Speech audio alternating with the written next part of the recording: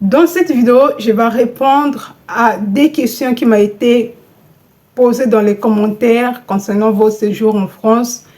Le titre de séjour inspiré de votre garant ou de la personne qui va loger en France. La personne qui m'a fait l'attestation d'hébergement a perdu son contrat de bail. Qu'est-ce qu'il faut faire dans ces cas-là? Ici, je vous partage mon expérience, les conseils, les astuces concernant Campus France, Parcoursup et autres.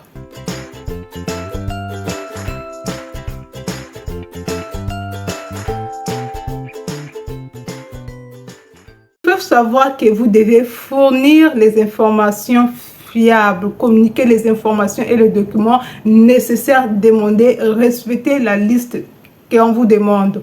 Maintenant, concernant le titre de séjour, ça c'est très important. Je n'ai pas voulu répondre tout de suite, j'ai fait quand même des recherches pour vérifier quel sera l'impact de cela dans votre dossier. Si la personne qui sera votre garant en France va renouveler ses papiers et il vous envoie son titre de séjour, ça lui reste 3 mois à courir. Par contre, quand on fait le renouvellement, normalement, on donne le récépissé immédiat. Donc, avec le récépissé et le titre de séjour, ça permet à la personne de circuler dans l'espace européen et dans la France. Et donc, si vous recevez ce genre de papiers-là, il faut faire très attention.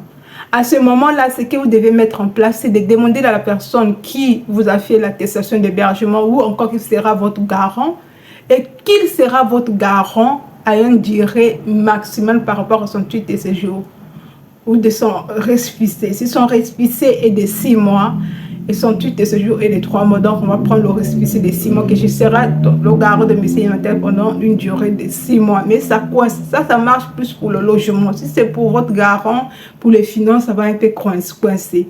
Mais si c'est pour le logement, c'est faisable. Vous pouvez dire que la personne va vous loger pendant 6 mois par rapport à son durée de son titre de séjour, mais il ne va pas évoquer que c'est son titre de séjour qui ne permet pas de vous loger longtemps.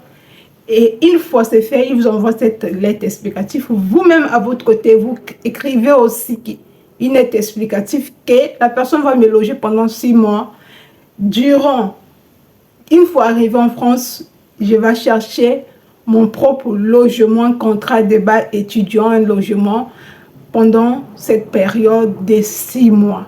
Si vous le faites, dites-vous que vous avez la chance d'avoir le visa. Parce que la lettre explicative porte une autre information qui ne trouve pas par rapport au titre de séjour. Mais vous ne précisez pas directement que c'est le titre de séjour qui fait défaut. Parce que le titre de séjour peut être renouvelé ou pas.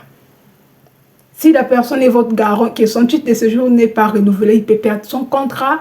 Si la personne, bon, pour le logement encore, il peut conserver son logement.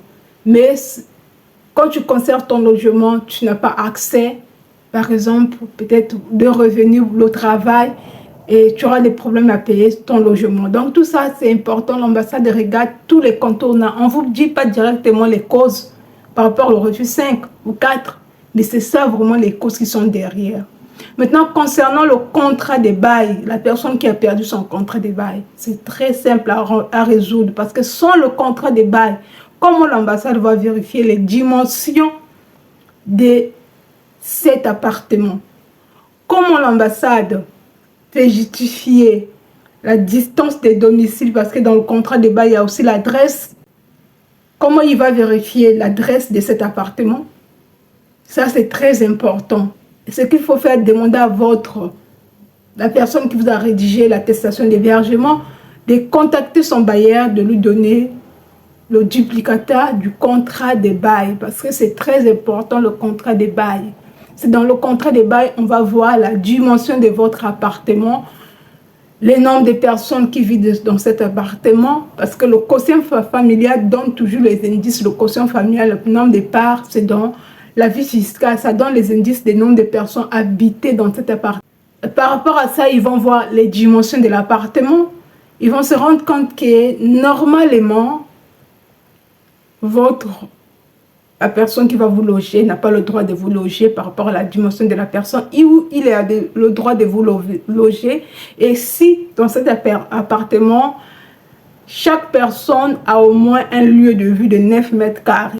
Ça, c'est qui est demandé dans la norme, dans la loi. On ne vous dit pas toujours, mais le nombre de mètres carrés par personne est très important. C'est ça qui va déterminer la décision de vous donner le visa ou pas. Voilà pourquoi on vous dit souvent qu'est motif 5, vous n'avez pas communiqué les informations fiables. Les informations que vous avez communiquées ne permettent pas de justifier votre séjour en France ou ne permet pas à l'autorité consulaire de vous donner le visa. L'importance de ces éléments-là, il faut savoir jouer avec des papiers que vous fournissez. Vos papiers peuvent vous donner le visa ou vous induire à l'horaire. Donc, la personne qui vous a dit qu'il a perdu son logement là, il faut vérifier quels sont vos liens avec cette personne. Peut-être aussi la personne ne veut pas vous donner ses papiers.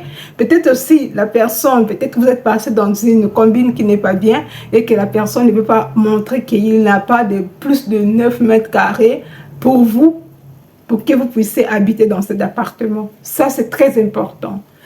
Donc, si cette vidéo vous a apporté de la valeur ajoutée dans vos démarches, n'hésitez pas à m'exprimer votre gratitude en me laissant une pouce bleu, en likant et aussi en partageant dans vos groupes WhatsApp.